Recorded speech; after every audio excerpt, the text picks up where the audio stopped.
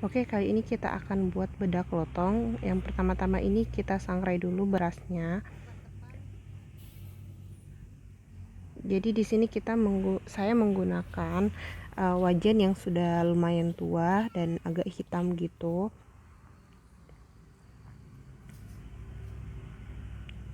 Jadi ini beras terus kita sangrai. Jangan sampai tidak diaduk. Jadi harus terus diaduk.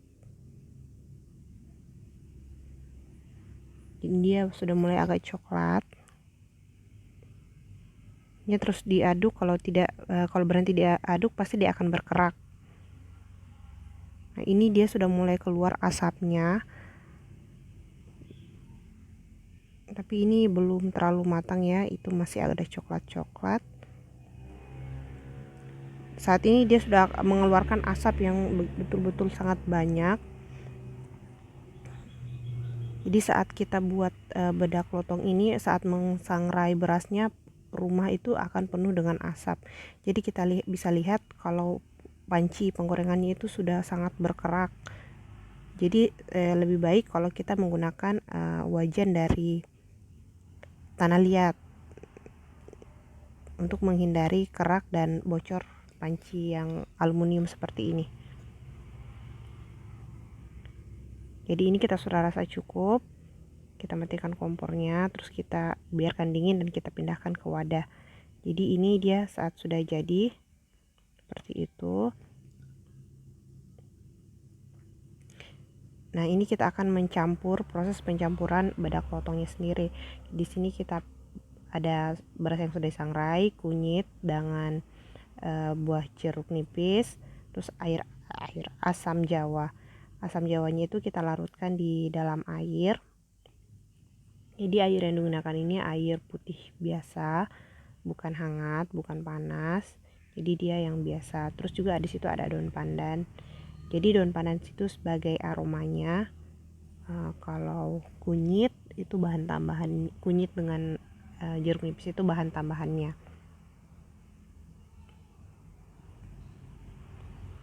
Jadi setelah itu kita potong-potong dulu kunyitnya, kita iris tipis-tipis saja.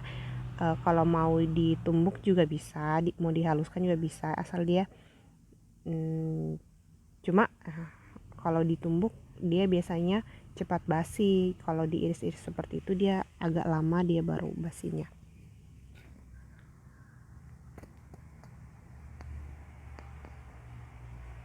Jadi nanti di sini saya cuma mencampur itu sebagian saja, tidak semua saya campurkan. Jadi untuk bahannya, bahan tambahannya seperti kunyit, jeruk nipis dengan asam itu kita bisa, air asam itu bisa kita takar sendiri berapa banyak yang kita butuhkan. Karena kalau kayak kunyitnya terlalu banyak itu aroma kunyitnya itu akan keluar dan itu kurang enak sekali untuk dipakai, menurut saya seperti itu. Jadi takarannya itu sesuai selera saja.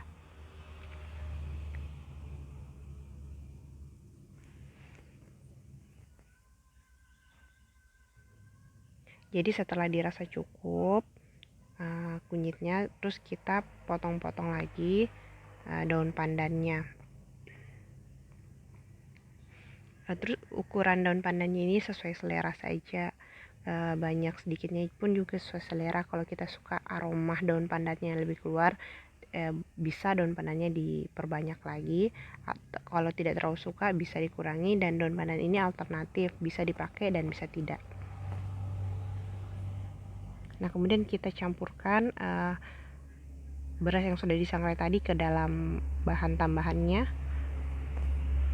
Jadi kita bisa sesuaikan berapa banyak yang akan kita gunakan. Jadi tidak perlu dicampur satu sekaligus, karena kalau dicampur satu sekaligus dia itu akan cepat basi. Tapi kalau jadi beras ini bisa kita campur sedikit-sedikit. Jadi satu malam sebelum kita menggunakan kita campur, memang seperti itu.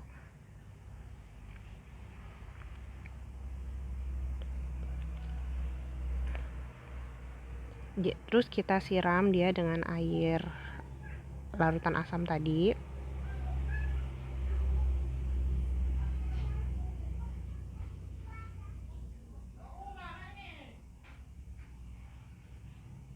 Kalau belum cukup, kita rasa belum cukup, belum tenggelam semua berasnya, bisa kita tambahkan lagi air.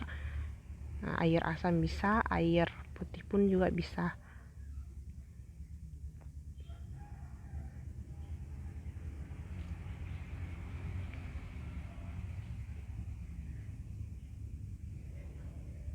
Jadi kita harus pastikan bahwa beras ini sudah tenggelam sepenuhnya, sudah tenggelam gitu.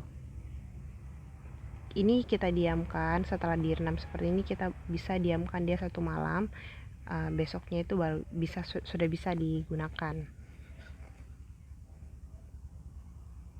Setelah dicampurkan air, ditambahkan air, terus kita beri lagi perasan jeruk nipis.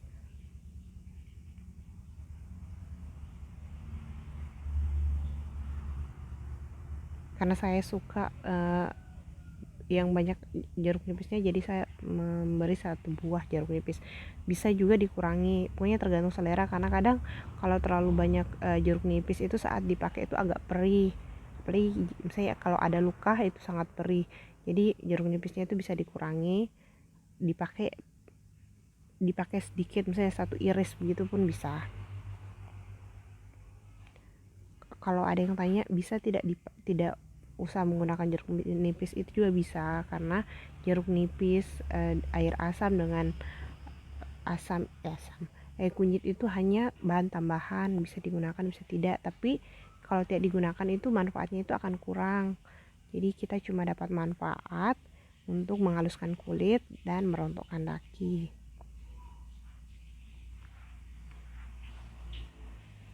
Di sini saya buang biji-biji jeruk nipisnya, karena kadang agak sakit kalau pas kena bijinya itu saat kita gunakan lulurnya. Nah, ini tahap kedua untuk buat versi bubuknya. Versi bubuknya ini biasa gunakan untuk masker. Jadi di sini beras yang sudah sangrai tadi itu saya akan tumbuk. Nah, di sini saya tambahkan bubuk kayu manis dengan kunyit bubuk. Bubuk kayu manis di sini gunanya untuk aroma, dan kunyit bubuk itu pengganti kunyit tadi. Jadi saya pakai kunyit yang kering, kunyit bubuk yang kering. Ini dia bisa ditumbuk ataupun di blender, tapi saya lebih suka kalau ditumbuk. Jadi masih ada serat-serat seperti itu dia, serat-seratnya saat digunakan. Jadi kita tumbuk jumlahnya itu sesuai kebutuhan saja. Jadi selebihnya itu nanti bisa kita pakai lagi untuk lulur badan, tapi sebelumnya itu kita rendam seperti proses yang tadi. Ini kita tumbuk sampai benar-benar halus dan nyaman untuk digunakan.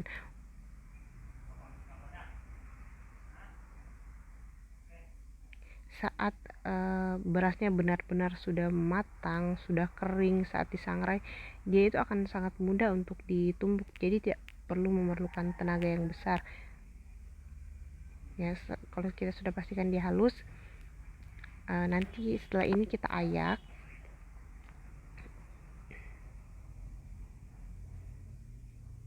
Jadi dia sangat mudah untuk dihaluskan karena berasnya itu sudah benar-benar menjadi arang. Jadi arang. Pokoknya beras yang disangrai ini sampai seperti arang dia modelnya.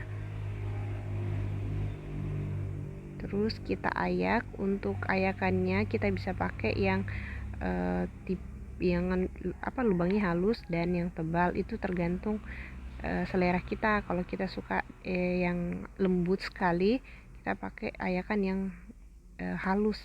Tapi kalau ini saya pakai yang agak sedang, jadi dia masih ada bulir-bulirnya. Terus kita tambahkan kunyit bubuk. Kunyit di sini sesuai selera ya, karena kalau terlalu banyak kunyitnya itu aroma kunyitnya itu akan keluar, jadi baunya itu agak bikin enak, apalagi kan akan digunakan di wajah. Jadi sebaiknya tidak usah terlalu banyak kunyitnya. Jadi disesuaikan saja dengan jumlah bubuk tepungnya.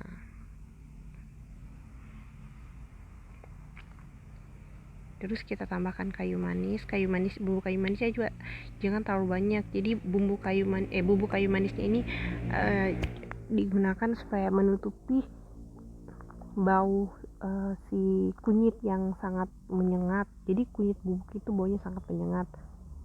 Nah, jadi ini sudah tercampur, aromanya juga sudah pas menurut saya, jadi kita bisa sesuaikan aromanya.